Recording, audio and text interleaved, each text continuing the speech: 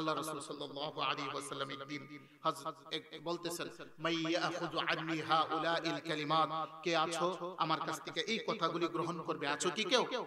মানে এই ভরা মজলিস, নবীজি বলতেছেন, মাই ইয়াখুযু আন্নি হাউলাইল কালিমাত, তোমাদের মধ্যে কেউ আছো আমার কাছ থেকে এই কথাগুলি গ্রহণ করবে? হযরত আবু হুরায়রা বলেন, ফাকুলতু আনা ইয়া রাসূলুল্লাহ, আমি বললাম, ওগো আল্লাহর রাসূল, আমি আছি। হযরত আবু হুরায়রা এই কথা বলার সাথে সাথে নবীজি, হযরত আবু হুরায়রা বলেন, ফা আখাযা বিয়াদি, নবীজি আমার হাত ধরলেন এইভাবে, এই যেভাবে এই আঙ্গুলের ভিতরে আঙ্গুল ঢুকালেন, ঢুকিয়ে ফা আদ্দা খামসা, নবীজি 1 থেকে 5 পর্যন্ত গণনা করলেন। কত পর্যন্ত? 5 পর্যন্ত। কাল, এরপরে বললেন, আবু হুরায়রা, ইত্তাকিল মাহারিমা তাকুন আ'বাদান নাস, নবীজি বললেন, ইত্তাকিল মাহারিমা তাকুন আ'বাদান নাস, এক আবু হুরায়রা, তুমি সমস্ত হারাম ছেড়ে দিবা, তুমি হবা দুনিয়ার সবচেয়ে বড় আবেদ। কি ছেড়ে দিবা? হারাম। হারাম খাইবা না, হারাম দেখবা না, হারাম শুনবা না, হারাম পথে চলবা না, সব ধরনের হারাম ছেড়ে দিবা, সম্পর্কের হারাম ছেড়ে দিবা, তাকানোর হারাম ছেড়ে দিবা, শোনার হারাম ছেড়ে দিবা, খাওয়ার হারাম ছেড়ে দিবা, সব ধরনের হারাম ছেড়ে দিবা। ইত্তাকিল মাহারিমা তাকুন আ'বাদান নাস, আল্লাহ তোমাকে দুনিয়ার যত মানুষ আছে সমস্ত মানুষের চাইতে বড় আবেদ বানায়া দিবেন। ইত্তাকিল মাহারিমা তাকুন আ'বাদান নাস। 2, ওয়ারদা বিমা কাসামাল্লাহু লাকা তাকুন আগনান নাস, আল্লাহ তোমাকে যা দিবেন তার উপরে খুশি হয়ে যাও, আল্লাহ তোমাকে ধনী বানায়া দিবেন। আল্লাহ যা দিয়েছে তার উপরে কি হয়ে যাও? আমরা খুশি আছি, আমরা সামান্য চাইলে পাইলে আরো আফসোস, এটা দিছে এটা হইল না কেরে, এটা দিলে এটা হইল না কেরে, এটা নাই কেরে, ওইটা নাই কেরে, আমাদের আফসোসের কোনো শেষ নাই। আল্লাহ রাসূল বলেন, আবু হুরায়রা, ওয়ারদা বিমা কাসামাল্লাহু লাকা তাকুন আগনান নাস, আল্লাহ তোমাকে ধনী বানাইছে, তুমি খুশি হয়ে বলো আলহামদুলিল্লাহ। তোমাকে গরীব বানাইছে, তুমি বলো আলহামদুলিল্লাহ। তুমি খাইতে পাইছো, তাও বলো আলহামদুলিল্লাহ। খাইতে পাও নাই, তারপরেও তুমি বলো আলহামদুলিল্লাহ। তোমাকে সন্তান আল্লাহ দিছে, তাও বলো আলহামদুলিল্লাহ। তোমাকে আল্লাহ নিঃসন্তান বানায়া রাখছে, তাও তুমি বলো আলহামদুলিল্লাহ। তুমি ধনীর ঘরে জন্ম নিছো, আলহামদুলিল্লাহ। গরীবের ঘরে জন্ম নিছো, বলো আলহামদুলিল্লাহ। শিক্ষিত বাবার ঘরে জন্ম নিছো, বলো আলহামদুলিল্লাহ। মূর্খ বাবার ঘরে জন্ম নিছো, তাও বলো আলহামদুলিল্লাহ। শহরে জন্ম নিছো, তাও বলো আলহামদুলিল্লাহ। গ্রামে জন্ম হইছে তোমার, তাও বলো আলহামদুলিল্লাহ। আল্লাহ তোমাকে যেমন রাখছে তুমি বলো ওয়ারদা বিমা কাসামাল্লাহু লাকা তাকুন আগনান নাস। আবু হুরায়রা, আল্লাহর দেওয়া তাকসীমের উপরে তুমি সন্তুষ্ট হয়ে যাও, আল্লাহ তোমাকে ধনী বানায়া দিবেন, ধনী বানায়া দিবেন, ধনী বানায়া দিবেন। 3, আল্লাহ রাসূল বলতেছেন, ওয়াহসিন ইলা জারিকা তাকুন মুমিনা, তুমি তোমার প্রতিবেশীর উপরে ইহসান করো। প্রতিবেশীর উপরে ইহসান, আমরা তো প্রতিবেশীর উপরে ইহসান না কইরা প্রতিবেশীর সীমানা কেমনে টাইনা আনো, শুধু এই চিন্তা, বুঝেন না? ইহসান তো অনেক দূর কি বাত। আল্লাহ রাসূল বলেন, ওয়াহসিন ইলা জারিকা তাকুন মুমিনা, কই তুমি তোমার প্রতিবেশীর উপরে ইহসান করো, তুমি হবে খাঁটি ঈমানদার। খাঁটি ঈমানদার হতে পারবে তুমি যদি তুমি তোমার প্রতিবেশীর উপরে ইহসান করতে পারো।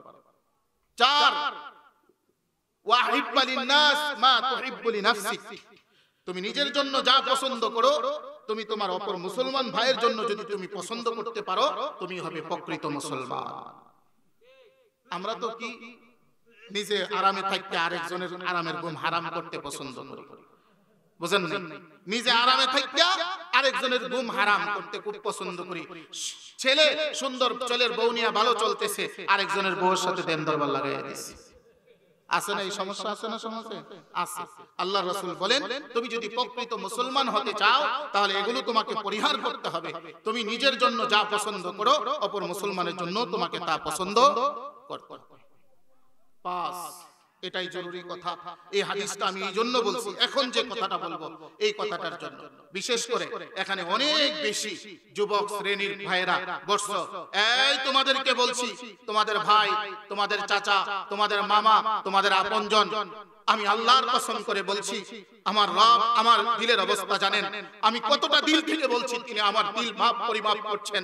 আমি আমার রবের কাছে বলতেছি, আমার রব যেন আমার দিলটাকে পরিষ্কার করে দেন, তিনি যেন আমার হৃদয়কে পবিত্র করে দেন, তিনি যেন আমার হৃদয়কে ইখলাস দ্বারা ভরপুর করে দেন।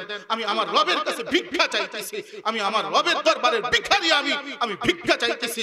যুবক, তোমাকে বলছি এবং তোমাকেই বলছি, তুমি খুব ভালো করে শোনো। তোমার নবী বলেছেন, ওয়ালা তুকসিরি দিহকা ফাইন্না কাসরাতাত দিহকি তুমিতুল কলব।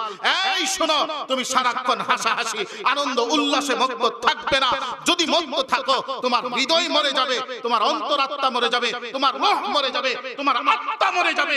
তোমার আত্মা যদি মরে যায়, তোমার নামাজ ভালো লাগবে না, কোরআন ভালো লাগবে না, আলেম ভালো লাগবে না, ওয়াজ ভালো লাগবে না, কোনো টুপিওয়ালা দাড়িওয়ালা তোমার কাছে ভালো লাগবে না। ওই যে তুমি ফুটবল খেলা দেখার জন্য 4টার সময় উঠতে পারো, কিন্তু ফজরের নামাজ পড়ার জন্য মাসেও একদিন উঠতে কেন? আত্মা মরে গেছে। কি মরে গেছে বলে? সবাই বলেন, কথা বলেন, কি মরে গেছে বলে? আত্মা মরে গেছে। আমি বলি নাই, মুহাম্মদুর রাসূলুল্লাহ সাল্লাল্লাহু আলাইহি ওয়াসাল্লাম বলেছেন আত্মা মরে গেছে। কেমনে মরে গেছে? আল্লাহ রাসূল বলেন, ওয়ালা তুকসিরি দিহকা। ও তো সারাক্ষণ আনন্দ করতে ভালোবাসে, ও তো সারাক্ষণ আনন্দ ফুর্তি দেখতে ভালোবাসে, ও সারাক্ষণ টিকটক নিয়ে পড়ে থাকে, ও সারাক্ষণ মোবাইলের আনন্দ উল্লাস নাটক সিনেমা নিয়ে পড়ে থাকে, ও তো সারাক্ষণ হাসতে পারে, হাসতে জানে, হাসার উপকরণ নিয়ে পড়ে থাকে। এই জন্য হাসতে হাসতে হাসতে হাসতে হৃদয়টা কঠোর হয়ে গেছে, হৃদয় কঠোর হয়ে গেছে, পাথর হয়ে গেছে। আল্লাহ রাসূল বলেন, ওয়ালা তুকসিরি দিহকা, তুমি খুব বেশি হাসবে না, হাসির উপকরণ গ্রহণ করবে না। করলে কি হবে? ফা ইন্না কাসরাতাত দাহিকি তুমিতুল কলব। কেন না? বেশি বেশি হাসলে করে মানুষের অন্তরাত্মা মরে যায়, মানুষের হৃদয় মরে যায়, রূহ মরে যায়। রূহের মধ্যে যে আমলের চাহত আছে, আগ্রহ আছে, সেই আগ্রহ বিলীন হয়ে যায়। এই জন্য আল্লাহ রাসূল হাসতে, হাসির উপকরণ গ্রহণ করতে নিষেধ করেছেন। এবং আল্লাহ কোরআনে বলেছেন, ফালইয়াদহাকু কালিলাও ওয়ালিয়াবকু কাসীরা। তোমরা কম করে হাসো আর বেশি করে, কম হাসতে বলেছেন আর বেশি করে কাঁদতে বলেছেন। এই জন্য আমি আমার যুবক ভাইদেরকে, মুরব্বী বাবাদেরকে বলছি, যাদের বয়স এখনো 60-70 হয়ে গেছে, আপনি আর অন্তত বিসিডির সামনে সারিস্টলে বসে নাটক সিনেমা এগুলোতে যায়েন না বাবা। আপনার কাছে অনুরোধ, আপনার জন্য মসজিদটাই বেশি বানাই, আপনার জন্য মসজিদটাই বেশি সুন্দর। আপনি মসজিদে বসে থাকলে ভালো লাগে, আপনি মসজিদে তাসবিহ টিপলে ভালো লাগে, আপনি কেন সারিস্টলে যুবক ছেলেদের সাথে বসে নাটক সিনেমা দেখেন? এটা তো আপনার জন্য মানহানি, এটা তো লজ্জা। এগুলো থেকে আমাদেরকে অবশ্যই বিরত থাকতে হবে। আল্লাহ আমাদের সকলকে এই শুরু থেকে এ পর্যন্ত যতগুলি কথা বলেছি আর আমরা শুনেছি, আল্লাহ আমাদের সকলকে প্রত্যেকটা কথা মেনে চলার তৌফিক দান করেন। সকলে পড়ি আমিন। সম্মানিত উপস্থিতি, আপনারা জানেন যে এই মহল্লাবাসী, লাহির পাড়ার এই মহল্লাবাসী, বিশেষ করে আমাদের জনাব অলিমিয়া কাকা এবং ওনার পাড়ার অন্যান্য ভাইদেরকে নিয়ে উনি অনেক মেহনত করে এই মাহফিলের ইন্তজাম করেছেন। আমরা অন্তর থেকে, হৃদয় থেকে মুবারকবাদ জানাই। আল্লাহ তাআলা এই মাহফিলকে কিয়ামত পর্যন্ত দায়েম কায়েম রাখুক। সকলে পড়ি আমিন। আপনারা চান না এই মাহফিলটা থাকুক? সবাই চান না? আপনারা দেখেন, আলহামদুলিল্লাহ মাহফিলের পরিবেশটা একটু দেখেন, চমৎকার একটা পরিবেশ। আলহামদুলিল্লাহ সকল মানুষ বসে আছেন, সকলে কথা শুনছেন। আল্লাহ তাআলা যদি একটা মানুষের অন্তর যদি এই মাহফিল থেকে পরিবর্তন করে দেন, এই একটা মানুষকে উসিলা করে আল্লাহ মাহফিলকে কবুল করে নেবেন। কথা বুঝতে পেরেছেন? এই জন্য আমরা আল্লাহ তাআলার কাছে দোয়া করি, যারা অক্লান্ত পরিশ্রম করে এই সুন্দর পরিবেশ করেছে, এই ইন্তজাম করেছে, আল্লাহ তাআলা তাদের এই ইন্তজামকে কবুল করেন। সকলে পড়ি আমিন।